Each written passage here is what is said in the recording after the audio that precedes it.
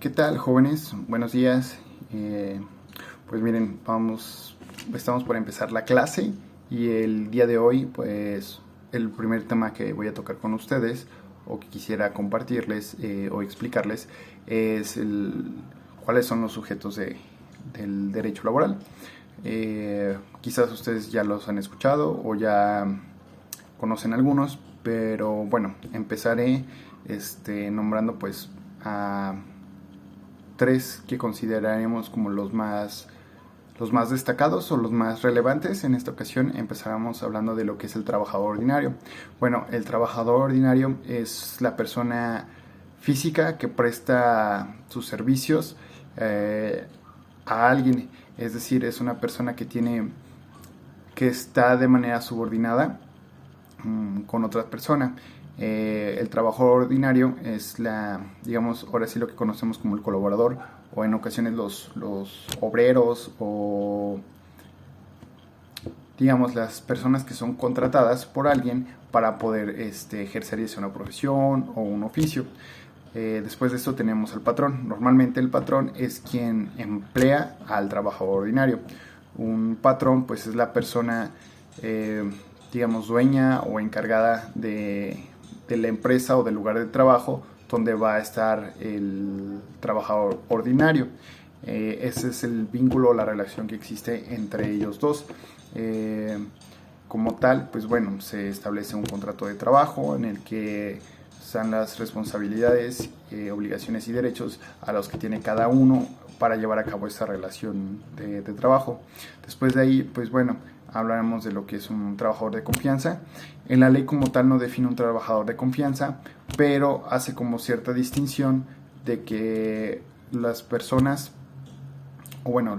que no entran como trabajadores ordinarios son todos aquellos que tienen funciones de administración, cargos directivos o son inversionistas. Esas personas pues no entran como trabajadores ordinarios. Ahora bien, también existe lo que es el representante del patrón, esto viene señalado en el artículo 11 de la Ley Federal del Trabajo. Aquí hay como que congenia la representante del patrón con los trabajadores de confianza, ya que, pues bueno, un directivo, un administrador puede ser el representante legal del patrón. Esto quiere decir porque, por ejemplo, un patrón puede ser una persona física o una persona moral. En el caso de empresas que están en la parte moral, pues bueno, o sea, no existe un patrón como persona, por decirlo de una manera. Así, digamos, Coca-Cola es el patrón, pero Coca-Cola no es una persona, entonces tiene representantes legales dependiendo pues, de las jerarquías o del espacio, como se marque ahí. Puede ser el director o el CEO, como se les dice, dependiendo de las cuestiones, para establecer digamos, esta imagen ante la ley. Y pues hasta aquí, esos de cierta manera considero o que podrían ser los cuatro más relevantes, cuatro sujetos del derecho laboral importantes que hay que tener pues más que nada identificados, reconocidos y también saber sus diferencias. Pasando al siguiente tema del cual quería platicar con ustedes, jóvenes, es la cuestión de la estabilidad o el derecho de un colaborador o trabajador a una estabilidad en el trabajo. Digamos, tiene que ser un derecho elemental que adquiere un colaborador cuando entra a prestar sus servicios o cuando se crea la relación laboral entre los sujetos del derecho laboral de los que ya hablamos anteriormente. Aquí pues existen dos tipos de estabilidad laboral. Una es la absoluta y la otra es la relativa. Si bien la estabilidad, la primera es la que tienen pues todos los trabajadores para permanecer en su empleo, y pues la segunda, como se marca, pues son unas cuestiones o salvedades, digamos, lo que se establecen en la ley, por decirlo de alguna manera. Por ejemplo, a esta cuestión de la estabilidad, digamos, si no Hay ocasiones, poniendo el ejemplo, en que se contrata un albañil, pero normalmente a un albañil se le contrata por obra. Esto quiere decir que pues va a estar contratado por el tiempo en el que dure la construcción en la cual lo están empleando. Esto puede llevarnos un año o 2 años, pero pues una vez finalizando la obra se termina la relación laboral.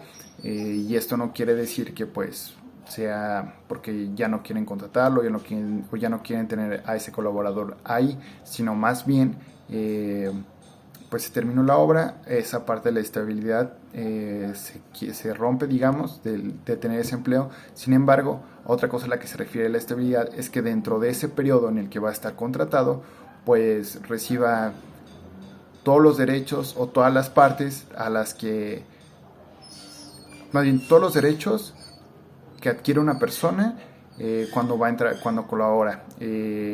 Esto es pues obtener las prestaciones mínimas de ley, entre otras cosas.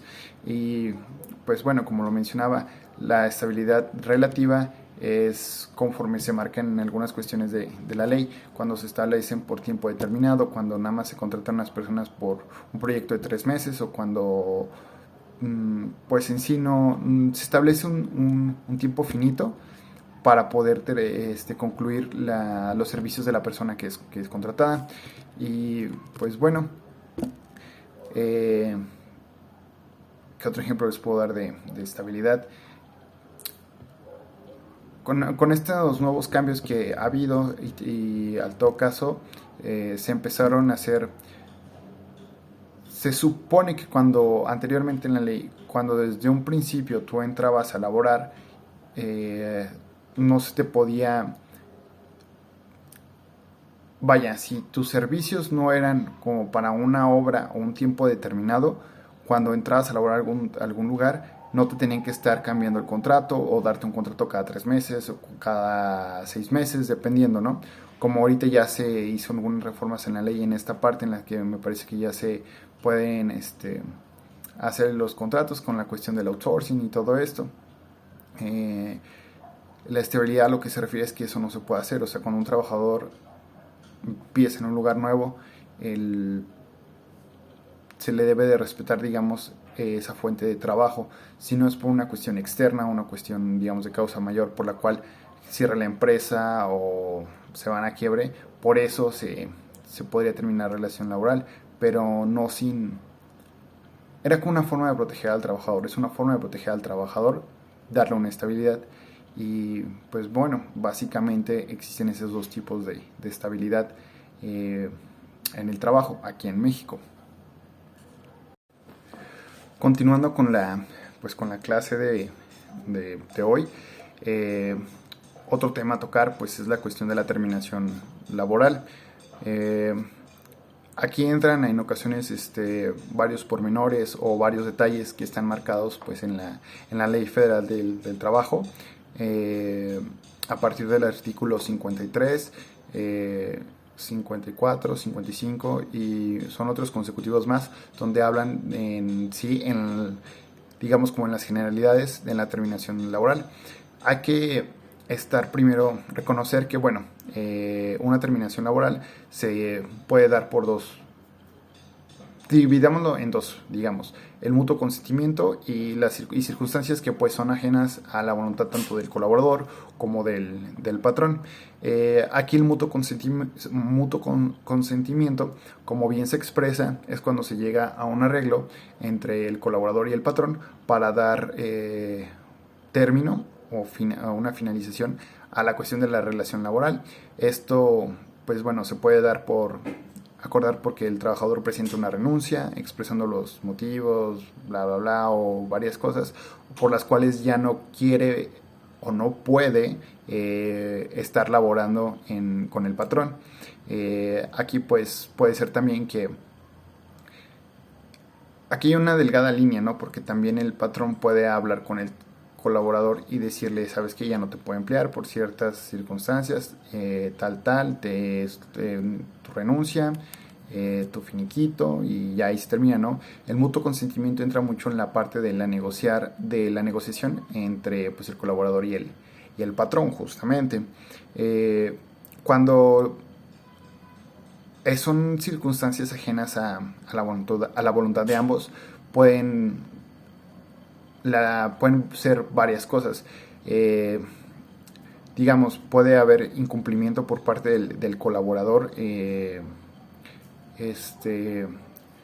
por lo cual se termina la relación, ya sea porque pues mintió, robó dentro de la empresa o hizo algo que no debía hacer, o por ejemplo, por alguna razón, no sé, el colaborador lo llevan detenido y no se presenta a trabajar. Eso puede ser una circunstancia que haga que el patrón pues decida romper o quiera terminar la relación laboral con el colaborador, y esto pues es ajeno a la voluntad quizás tanto del colaborador como del patrón de que ya no haya esa relación laboral, porque pues hubo algo que impidió que el trabajador en este caso se presentara a cumplir con la relación o con la relación laboral. Puede en ocasiones también ser, como ya lo mencionaba anteriormente, existe los contratos por tiempo determinado o por obra. Estos pues una vez que se terminan ese tiempo, se concluye esa obra, pues se da fin a la relación laboral. Y pues a ver, ¿qué otro ejemplo les puedo poner?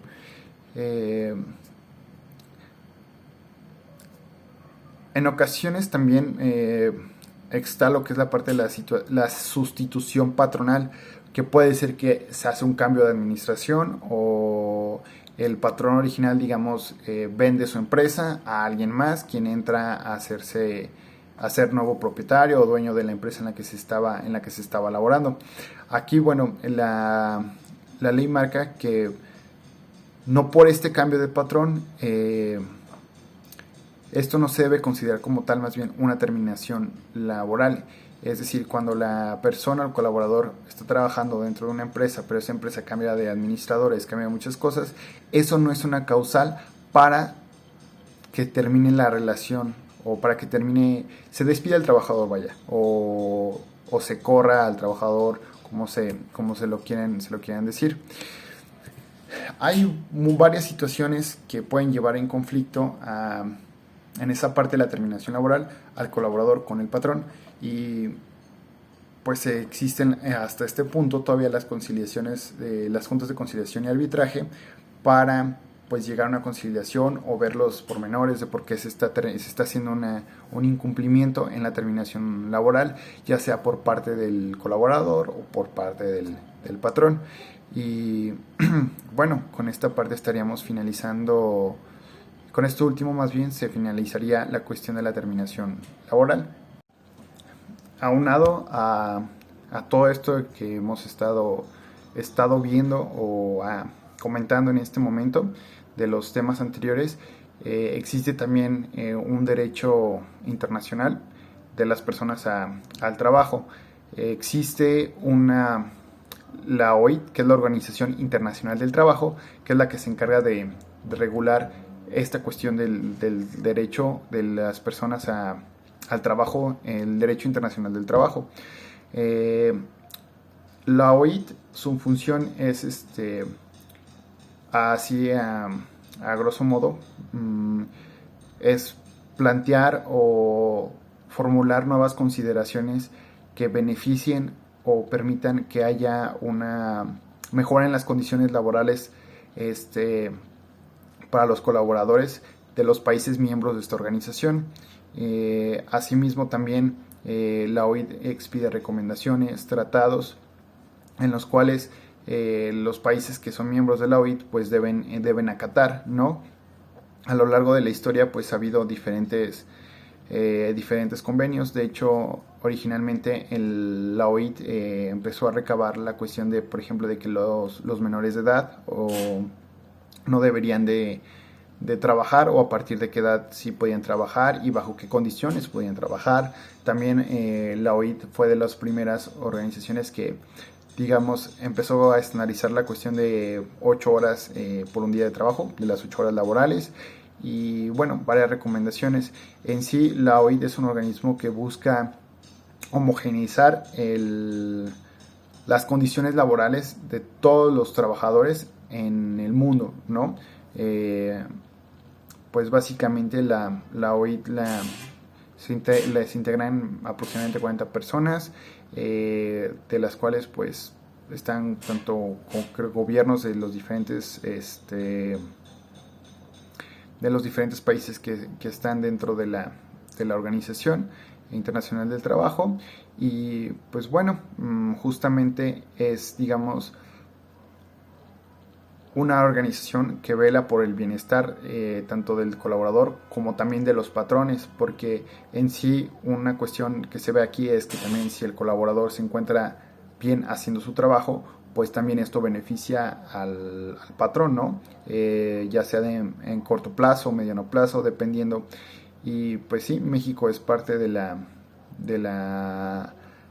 OIT y podrían investigar un poquito más porque sí es algo extenso la cuestión de todos los tratados, porque si bien ya hemos visto algo de los antecedentes o del marco histórico, ¿no? del derecho laboral, y pues nos hemos apegado un poquito más en la cuestión de aquí de nuestro país, pero la OIT abarca pues un contexto más global, así que pues bueno, eso es todo por la clase.